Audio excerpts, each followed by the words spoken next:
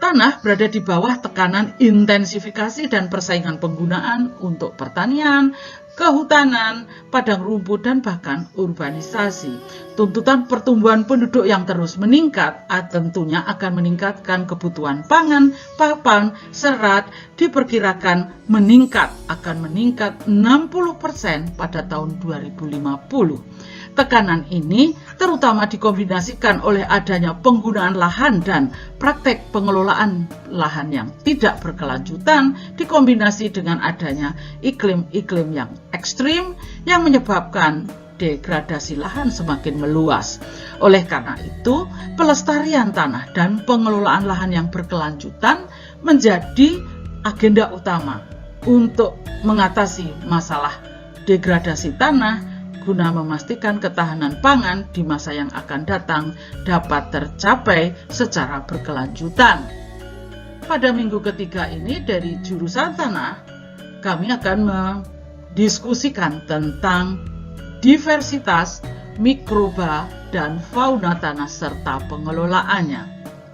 Saya Kurniatun Hairiah akan memandu dalam diskusi tentang masalah tersebut. Assalamualaikum warahmatullahi wabarakatuh. Kali ini ada dua hal yang akan kita bahas. Pertama, kita tengok dulu subcapaian pembelajarannya, bahwa mahasiswa mampu memahami arti penting mikroba dan fauna tanah sehingga perlu melakukan pengelolaan lahan secara bijak. Materi yang akan diberikan untuk menjawab subcapaian pembelajaran tersebut adalah keanekaragaman dan layanan ekosistem biota tanah serta makroorganisme tanah dalam agroekosistem.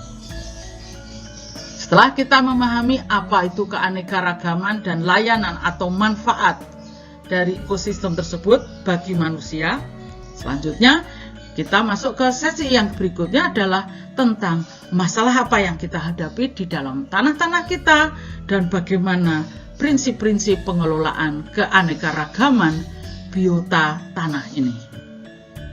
Ada dua bahan bacaan yang saya gunakan.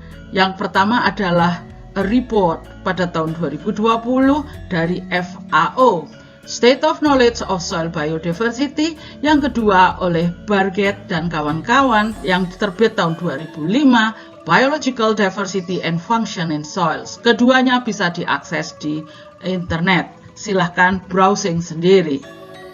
Yang pertama, mari kita masuki terlebih dahulu pengertian dari keanekaragaman hayati dalam tanah dan layanan ekosistem dari organisme tanah tersebut, baik yang mikro maupun makroorganisme tanah.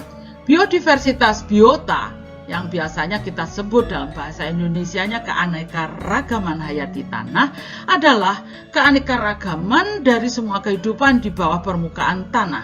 Konsep ini secara konvensional digunakan dalam keanekaragaman genetik yang menunjukkan jumlah spesies yang berbeda, itu yang berhubungan dengan kekayaannya dan kelimpahan proporsionalnya.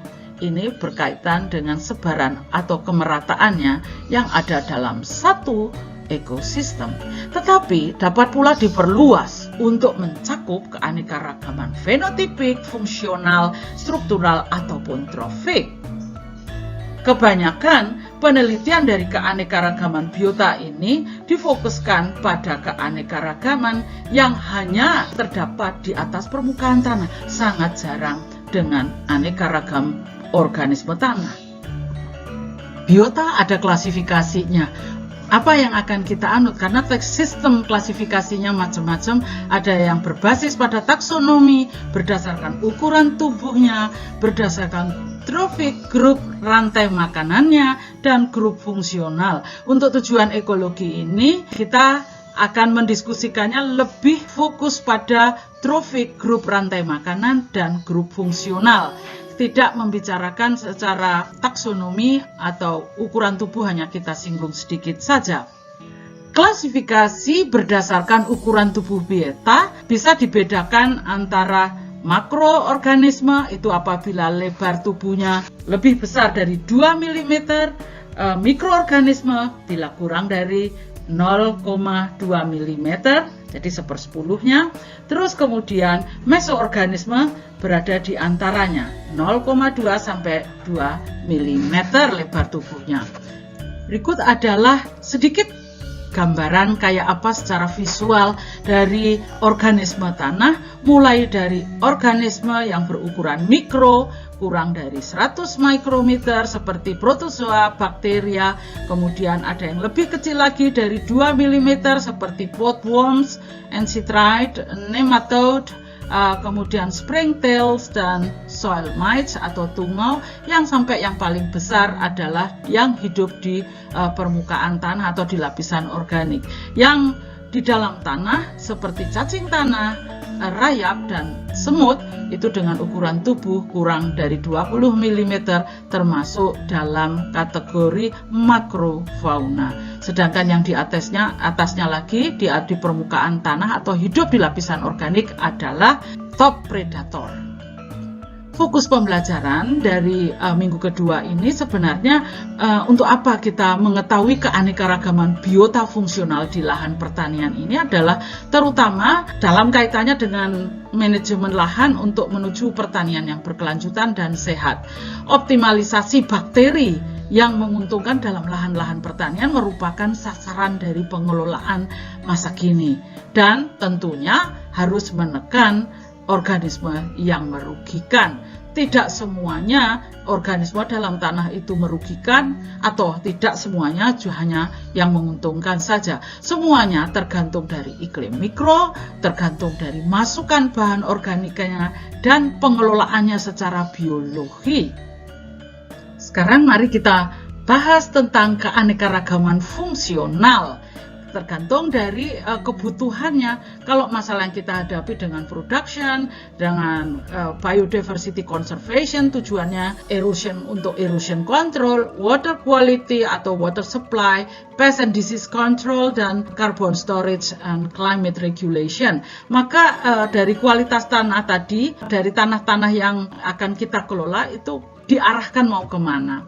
Kualitas tanah ini adalah kapasitas tanah dalam mempertahankan produktivitas biologi tanah, menjaga kualitas lingkungan, dan mempromosikan kesehatan tumbuhan dan hewan. Nah, karena banyak sekali yang ingin kita conserve di situ, akibatnya maka tanah ini mempunyai banyak fungsi atau yang biasa kita sebut dengan multifungsi tanah. Keberadaan mikrobia yang beraneka ragam dalam tanah ini berpengaruh terhadap beberapa fungsi ekosistem.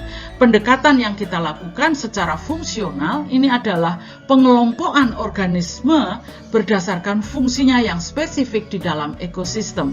Namun di dalam pengelompokan ini kita dihadapkan pada masalah yang tidak bisa kadang-kadang kita hindari, yaitu hilangnya salah satu atau beberapa grup organisme dalam tanah, tetapi pengaruhnya seringkali tidak jelas.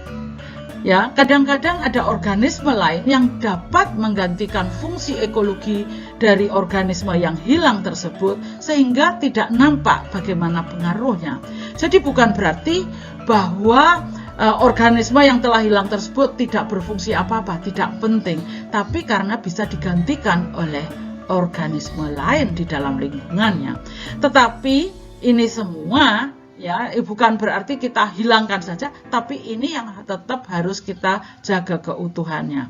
Jadi organisme yang bisa digantikan oleh organisme lain tadi, kondisi demikian ini dinamakan redundant. Ya, jadi redundant ini di dalam studi ekologi tanah juga perlu ditentukan karena tiba-tiba organisme tersebut hilang tetapi fungsinya di dalam menjaga kualitas tanah masih belum terusik.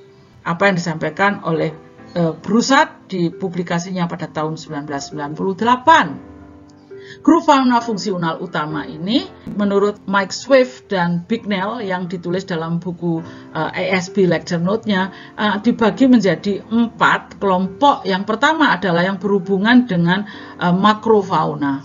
Ini terdiri dari ekosistem engineer, decomposer, makropredator, dan ini semua terdiri dari 3 kelompok lagi dibagi, epigeic, anesik, dan endogeik. Organisme epigeic itu adalah yang hidupnya di lapisan organik. Kalau yang endozoik itu sudah absolutely hanya makan dan tinggal di dalam tanah, sedangkan yang anesik itu mengambil makanannya di atas, dibawa ke bawah. Contohnya adalah cacing tanah, rayap, dan semut.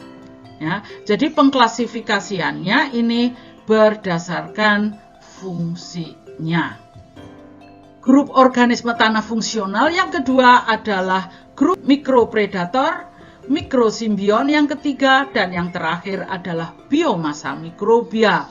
Mikropredator ini contohnya adalah nematoda, sedangkan mikrosimbion tidak asing lagi bagi orang pertanian adalah berhubungan dengan penyediaan N, penambat N ini dari Rhizobium, mycorrhiza, dan yang terakhir adalah sebagai dekomposer. Ini tidak bisa kita tinggalkan begitu saja seperti bakteria, cendawan, protis. Walaupun kita tidak bisa melihat dengan mata biasa begini, harus menggunakan alat bantu, tapi fungsinya di dalam tanah tidak bisa diabaikan begitu saja. Fungsi biota utama dalam tanah dan grup biota fungsionalnya ini dikelompokkan lagi di sini berdasarkan fungsinya, yaitu siklus hara, dekomposisi, bioturbasi, dan pengendalian hama. Grup fungsionalnya seperti yang saya tunjukkan di slide sebelumnya berhubungan dengan mikro dan makroorganisme tanah. Terus kemudian ada akar tanaman itu yang termasuk di dalam kelompok yang berperan dalam bioturbasi, dan ekosistem engineer. Dia termasuk dalam ekosistem engineer pula. Fungsinya tidak hanya menambah bahan organik ke dalam tanah, tapi juga meredistribusikan. Karena kalau akar mati di dalam tanah, lapisan bawah, dia akan menambahkan bahan organik. Dan apabila akar itu mati, akan meninggalkan liang, maka bahan organik yang ada di atas dan lapisan atas akan masuk ke dalam tanah yang lebih dalam. Kemudian yang terakhir adalah pengendali hama. Ini ada predator, banyak sekali predator. Ini terutama top predator, parasit, dan patogen. Sesuatu yang kecil, bahkan tidak terlihat oleh mata, bukan berarti tidak berguna, tidak bermanfaat, tidak punya fungsi apa-apa, harus kita musnahkan.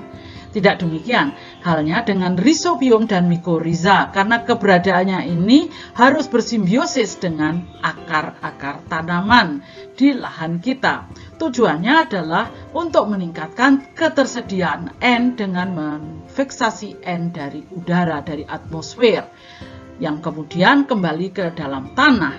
Dan ini tentu saja memerlukan penanganan atau manajemen yang pas. Sedangkan mycorrhiza ini juga melakukan simbiose mutualistik dengan beberapa organisme tanah lainnya. Yang pertama adalah dengan perakaran, itu sangat utama ya. Kemudian dengan jamur. Memperluas daerah jelajah akar ini adalah tugas utama dari HIV, dari mycorrhiza ini tadi, untuk meningkatkan serapan P dan serapan air. P yang tadinya tidak tersedia bisa menjadi tersedia dari adanya mycorrhiza ini. Jadi kedua mikroorganisme ini kunci dari sistem atau tanah yang sehat. Di dalam tanah, komposisi komunitas makrofauna tanah ini dilaporkan oleh Lavelle dan Spain bahwa lebih dari 75% didominasi oleh cacing tanah. Selebihnya ada termites, itu rayap, semut, Coleoptera, dan seterusnya. Tapi lebih dari 75% perhatikan dari berbagai sistem penggunaan lahan terdiri atau disusun oleh cacing tanah. Oleh karena itu dalam bahasan materi ini banyak sekali contoh-contoh yang digunakan adalah berkaitan dengan organisme cacing tanah, makrofauna ini tadi, yaitu cacing tanah. Fungsi dari ekosistem engineer itu organisme yang berperan untuk mencampur tanah secara alami atau bioturbasi, dan juga membuat liang-liang di dalam tanah sehingga bermanfaat untuk sirkulasi air dan udara. Air ini bisa masuk ke dalam tanah, infiltrasi tanah lancar, kemudian perkulasinya juga, dan tentu saja sirkulasi udara. Yang kesemuanya ini dilakukan oleh akar, kemudian cacing tanah, semut, dan rayap. Soil engineering, atau tadi saya sampaikan bahwa aktivitas dari organisme tanah di dalam tanah yang memberikan manfaat, memberikan jasa lingkungan bagi organisme lain di dalam tanah, kita sebutnya sebagai soil engineering.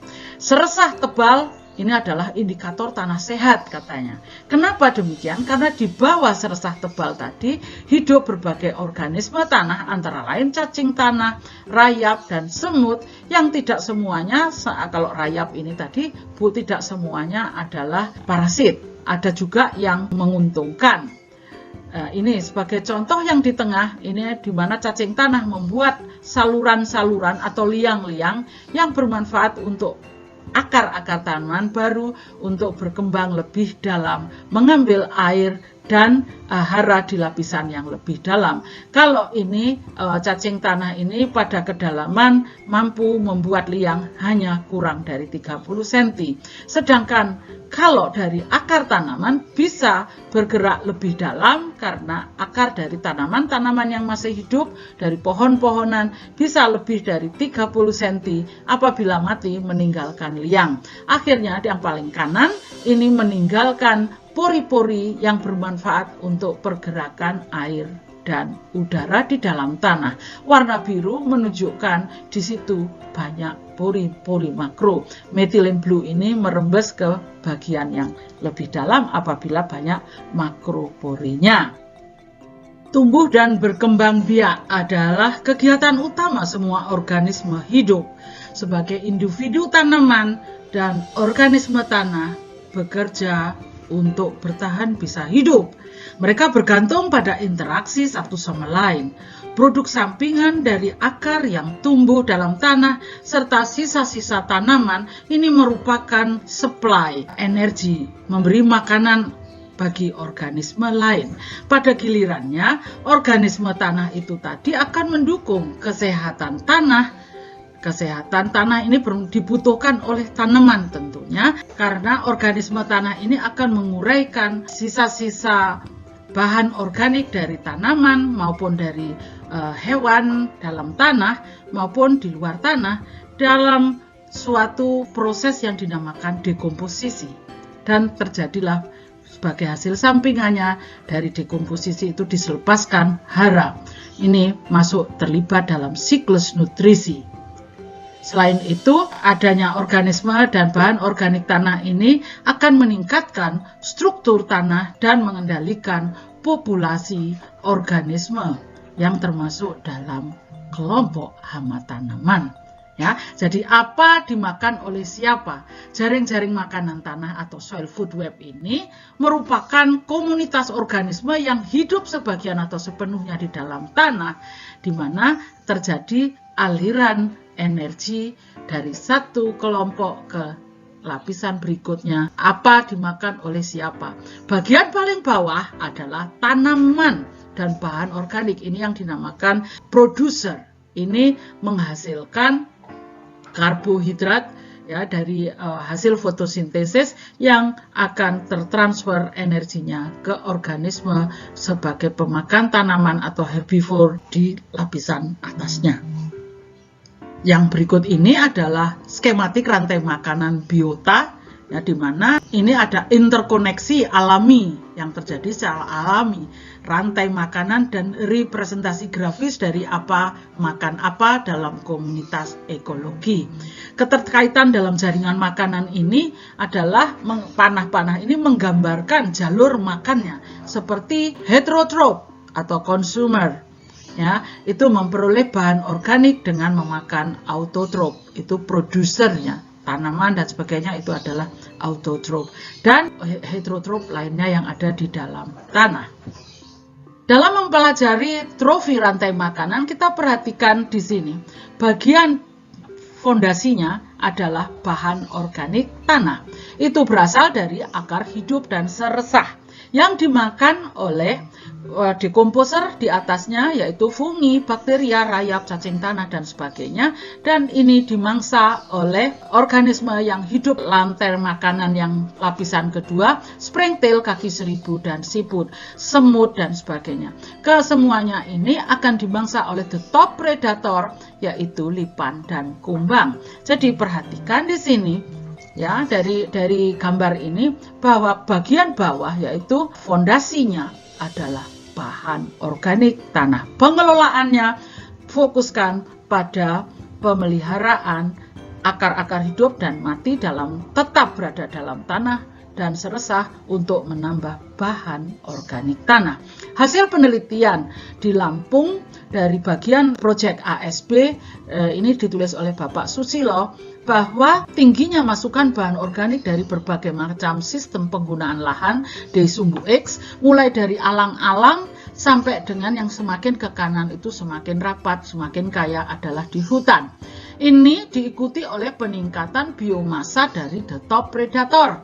Top predatornya yaitu tadi laba-laba, kalajengking, dan seterusnya. Ini menunjukkan keduanya di lokasi ini tadi peningkatan bahan organik tanah diikuti oleh peningkatan total biomasa dari top predator. Jadi kondisi di sana ini seperti digambarkan di sebelah atas, piramidnya stabil. Semakin rapat dan semakin beraneka ragam tanaman yang tumbuh atau vegetasi yang tumbuh di atasnya semakin stabil. Struktur ekosistem tanah ini berbeda-beda antar tempat yang dipengaruhi oleh iklim dan geomorfologinya. Dengan demikian, fungsinya ini dapat terpenuhi semuanya atau sebagian, yaitu berhubungan dengan penyediaan air, hara, karbon, biota tanah, dan mendukung pertumbuhan tanaman. Berhubungan dengan pertanian ini memberikan benefit, itu adalah penting pengetahuan ini. Benefitnya untuk apa bagi petani? Yaitu berhubungan dengan provisioning, regulating, cultural, dan supporting. Jadi penyediaan produksi, mengatur, kemudian mendukung habitat organisme lain, dan cultural. Ini semua mempengaruhi terhadap pengambil kebijakan di dalam memanage lahan dan landscape di wilayahnya, dan seterusnya. Soil-based ecosystem services and its function and soil biota. Di sini saya kutip dari Global Biodiversity, Soil Biodiversity Atlas tahun 2016, bahwa ecosystem services secara internasional ada 4. Provisioning, regulating, supporting, and cultural.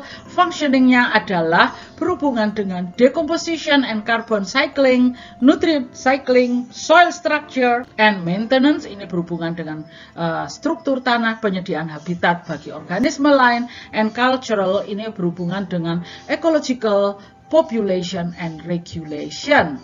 Soil faunanya ini kalian bisa lihat di sebelah kanan, kolom paling kanan, sama dengan yang saya sebutkan di depan tadi.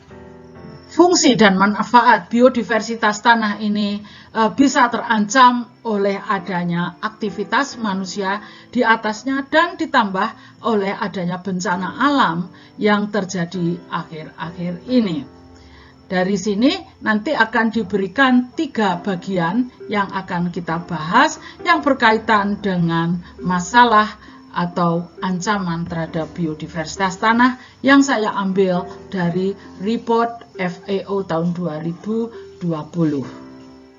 Ancaman terhadap keanekaragaman hayati dan fungsi tanah ini terkait dengan alih fungsi lahan umumnya, pengelolaannya, dan tentu saja adanya penggunaan materi atau substansi-substansi kimia yang ditujukan untuk perbaikan manajemen dari lahan pertanian. Ini menyebabkan beberapa loss of specialist species and increase in generalis taxa. Jadi bisa menyebabkan penurunan tapi juga menyebabkan peningkatan taksa-taksa organisme tanah. Dan yang paling merugikan adalah menurunkan predator-predator tanah sehingga terjadilah serangan atau ledakan hama dalam tanah. Dan berikutnya adalah reduce soil and functional diversity dari dalam tanah seperti decomposer, nitrogen cycling, kemudian ada carbon cycling, water cycling. Ini semuanya akan terganggu sehingga akan mengganggu tidak hanya untuk tanaman tapi juga lingkungan di sekitarnya. Untuk pemulihannya membutuhkan waktu yang berabad-abad lamanya. Yang kedua adalah adanya agriculture intensification. Ini sebagai contoh adalah penggunaan tadi saya sampaikan substansi kimia, kemudian terbukanya permukaan tanah sehingga menyebabkan erosi tanah berlangsung lebih cepat lagi dan banyak tanah-tanah yang subur terangkut ke tempat yang lain yang menyebabkan tanah menjadi terdegradasi, padat, dan bahkan ada salinasi, peningkatan pH tanah. Adanya intensifikasi lahan pertanian ini juga akan mengganggu hidrologi dan siklus hidrologi dan biochemical dan menghasilkan perusakan atau kerusakan soil structure dan kehilangan bahan organik tanah. Akibatnya tentu saja ini tadi akan beberapa bioorganisme tanah itu hilang, berkurang, terus kemudian homogen dan tidak terlalu heterogen lagi. Recovery of soil communities ini juga tidak mudah dan butuh waktu yang berabad-abad. Yang ketiga adalah masalah dengan adanya nutrient imbalances. Drivers and effects on soil itu adanya perubahan the availability of essential nutrients. Itu akibat penambahan pupuk yang berlebihan, pupuk buatan yang berlebihan yang terfokus pada unsur-unsur hara yang dibutuhkan oleh tanaman untuk produksi tanaman saja. Sehingga banyak sekali yang lain tidak berimbangnya pupuk ini tadi menyebabkan penurunan pertumbuhan tanaman dan mikroorganisme dan mengurangi nutrisi-nutrisi yang menguntungkan dalam food web. Ya, dalam food web tadi karena tadi sudah berkurang mikroorganismenya akan mempengaruhi terhadap rantai makanan. Untuk perbaikannya kembali kita membutuhkan waktu yang amat sangat lama. Pembukaan lahan pertanian dari belukar ataupun dari hutan-hutan yang ada di daerah tropis, baik itu Afrika, Latin Amerika, dan Asia, itu lebih dari sepertiga dibuka dengan jalan tebang bakar. Bagaimana dampaknya sistem tebang bakar ini tadi terhadap keanekaragaman organisme tanah dan kesuburan tanah? Sebagai contoh di sini adalah hasil penelitian dari tim Alternative to Slash and Burn Project dari ICRAF tentang pengaruh pembakaran terhadap kesuburan tanah dilakukan oleh 2 orang mahasiswa atau bahkan lebih dari Ohio University dan dari IPB, di mana biomasa arang ini tadi merupakan pemandangan yang pertama kali kita lihat setelah tebang bakar. Arang yang akan tinggal beratus-ratus tahun dan ini kekal tidak akan terurai. Kemudian di bawah dari arang tadi, bekas tumpukan yang banyak kayunya akan meninggalkan kondisi tanah yang berbeda dengan kondisi tanah tanpa tumpukan kayu. Kita perhatikan di sini yang sebelah kanan atas, karakter fisik tanah itu berubah seperti pecahan bata, yang mana tanaman yang tumbuh di sini di tempat ini tentu saja tidak mendapatkan supply air dan hara yang cukup karena sistem yang ini boleh dikatakan, tanah yang demikian ini boleh dikatakan steril. Sama sekali tidak bisa melakukan fungsinya sebagai tanah, sebagai habitat atau mendukung pertumbuhan tanaman. Perubahan sifat fisik tanah pada sistem tebang bakar ini tadi sebagai akibat yang berhubungan dengan suhu tanah yang tinggi sekali sekitar 450 hingga 650 derajat di permukaan tanah. Ini jelas akan mempengaruhi perkecambahan, kemampuan perkecambahan biji tanaman yang biasanya dilakukan saat setelah selesai pembakaran. Namun kalau kita masuk ke lapisan tanah yang lebih dalam lagi, pada kedalaman 5 cm saja di permukaan tanah, suhunya menurun hingga 100 derajat Celcius, dan di kedalaman tanah lebih dari 5 cm tidak ada perubahan suhu. Aman, jadi hanya di bagian atas saja. Dengan demikian, variabilitas suhu tanah ini ditentukan oleh intensitas dan lamanya pembakaran, yang mana pada bagian ini tadi diduga bagian atas ini akan mempengaruhi terhadap keanekaragaman organisme tanah serta kerapatannya. Mari kita lanjut, kita ikuti saja. Tebang bakar dengan adanya pembakaran memang merugikan, tetapi mengapa petani memilihnya? Alasannya mudah, murah, dan cepat.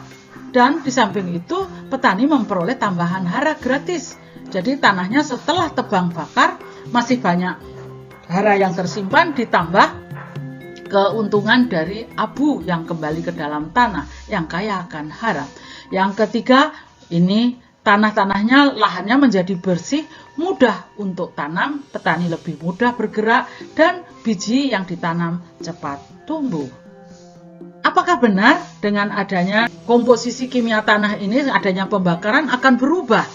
Ini hasil penelitian kami di Lampung Utara yang kebetulan pada waktu itu terjadi kebakaran hutan, bukan pembakaran tapi kebakaran pada waktu itu, di mana sebelum terbakar kami telah mempunyai datanya, dan setelah terbakar diukur pula. Perhatikan dari perubahan unsur hara, konsentrasi atau kadar hara yang ada dalam tanah, terutama yang berhubungan dengan ketersediaan P, K, CA, N, G. Ini bisa berlipat-lipat ganda terjadinya peningkatan, sehingga pH-nya meningkat dari 6 hingga 8. Itu di permukaan, di lapisan abunya. Di bagian yang lebih dalam juga masih terjadi peningkatan sampai kedalaman 10 cm masih ada peningkatan. Ini kalau sudah ada turun hujan akan lebih tinggi lagi. Ya, dan ini yang menguntungkan, maka petani dengan segera menanam tanaman yang cepat tumbuh seperti tanaman semusim, tanaman pangan. Baru 2 tahun, 3 tahun kemudian disisipi dengan tanaman, dengan pohon-pohon di antara tanaman-tanaman pangan tadi. Ya, sementara karbon, nitrogen, karbon hampir 90% itu hilang dari tanah, yang di permukaan tanah maksudnya. Kemudian nitrogen dan sulfur dan belerang itu hampir 100% hilang. Efek dari berbagai intensitas pembakaran terhadap jumlah mikrobia dan cacing tanah dilaporkan oleh Junaidi dari hasil penelitiannya di Jambi. Hasilnya menunjukkan bahwa dengan adanya pembakaran tadi, dari waktu setelah pembakaran itu setelah berapa minggu, dari 0 bahkan sampai dengan 120 hari dan 20 minggu. Pembakaran ini ternyata meningkatkan Azotobacter, cendawan, dan mikrobia di lapisan 0 sampai 5 cm, jadi di permukaan saja, dan di dalam lapisan 5-15 cm, kecuali Azotobacter yang tidak terpengaruh oleh adanya peningkatan suhu tanah. Sebaliknya, bagaimana dengan cacing tanah? Jumlah cacing tanah ternyata menurunkan jumlah cacing itu di lapisan 0 sampai 5, tetapi kita perhatikan yang sebelah kanan tidak mempengaruhi terhadap populasi cacing tanah atau jumlah cacing tanah di lapisan 5-15 cm. Ya, kemudian jumlah kokonnya juga demikian. Kalau yang di atas tidak jelas ya, jadi hampir sama dengan yang di hutan. Kalau yang di bagian dalam ini justru terjadi penurunan. Jadi populasinya masih banyak, tapi keberlanjutannya, kokonnya itu berkurang. Jadi ini mengancam terhadap kelestarian atau populasi cacing berikutnya, sehingga ada kemungkinan beberapa spesies yang ada di permukaan tanah itu hilang. Sebagai penutup dari pertemuan kita kali ini pada intinya bahwa mengelola kesehatan tanah itu dalam arti memperbaiki fungsi tanah. Prinsipnya adalah mempertahankan habitat yang sesuai untuk berbagai organisme yang membentuk jaring-jaring makanan tanah atau aliran energi. Dengan jalan mengganggu tanah sedikit mungkin atau tanpa olah tanah, menerapkan tanpa olah tanah atau minimum tillage. Yang kedua, menanam aneka spesies tanaman sepanjang tahun. Yang ketiga, menjaga agar tanaman-tanaman yang hidup, akar tanaman hidup yang sehat. Dari akar yang sehat itu untuk mempertahankan masukan bahan organik sepanjang tahun, baik dari daun-daun yang gugur maupun dari akar-akar yang mati. Yang terakhir, menjaga tanah tetap tertutup oleh tanaman atau vegetasi sepanjang waktu. Sehingga tanah ini tadi tetap kaya bahan organik, sejuk, dan organisme tanah dapat berkembang dengan baik, menjalankan fungsi dan layanan lingkungannya dalam ekosistem. Demikian bahasan kita kali ini. Terima kasih atas perhatiannya. Sampai jumpa minggu depan pada bagian tanah-tanah terdegradasi dan bagaimana kita mengelolanya. Selamat belajar. Sampai jumpa lagi. Wassalamualaikum warahmatullahi wabarakatuh.